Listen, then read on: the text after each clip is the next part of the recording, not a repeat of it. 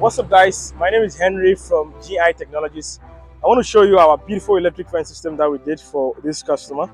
What the customer did is that whilst the project was ongoing, they invited us and we put the electric fence so that no bad guy can jump the wall and come and cut their AC, copper pipes, their electrical cables, and all the valuables on site. So that's what we do.